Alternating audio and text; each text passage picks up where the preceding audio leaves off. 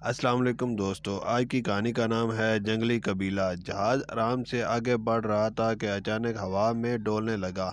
سب مسافر ڈر گئے، کچھ زور زور سے چیخنے لگے، کچھ مسافر دعائیں پڑھنے لگے۔ پائلٹ جہاز پر کسی صورت قابو نہیں کر پا رہا تھا۔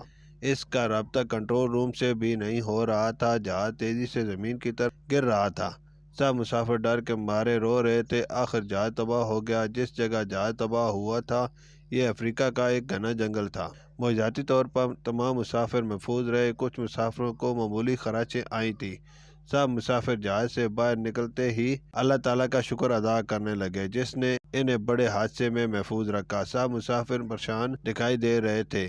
اس گھنے جنگل میں مدد کا ملنا مشکل تھا۔ آخر ہمت کر کے سب ایک سمت میں چل پڑے۔ اچانک انہیں کچھ جنگلی لوگ نظر آئے۔ انہوں نے درختوں کے پتوں کا لباس پہن رکھا تھا۔ سب مسافر انہیں دیکھ کر ڈر گئے۔ وہ سمجھے کہ یہ آدم خور جنگلی ہیں، لیکن وہ لوگ آدم خور نہیں تھے۔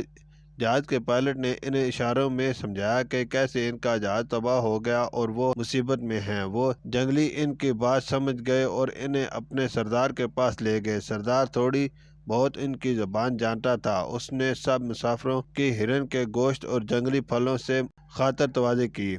وہ سب مسافر جنگلیوں کے رقص سے بھی لطف اندوز ہوئے۔ سب جنگلیوں نے بہت ساری لکڑیاں جمع کر کے آگ لگائی تاکہ اگر کوئی جہاز وہاں سے گزرے تو وہ ان مسافروں کی ان کے ملک واپس جانے میں مدد کرے۔ ایک دن بعد وہاں سے ایک جہاز گزرا تو وہ آگ کے علو کو دیکھ کر نیچے اتر آیا۔ اتفاق سے وہ جہاز انہی کے ملک کا تھا۔ وہ سب مسافر اپنے ملک جانے کے لیے جہاز میں سوار ہو گئے۔ سب جنگلیوں نے نم آنکھوں کے ساتھ انہیں رخصت کر دیا۔ شکریہ۔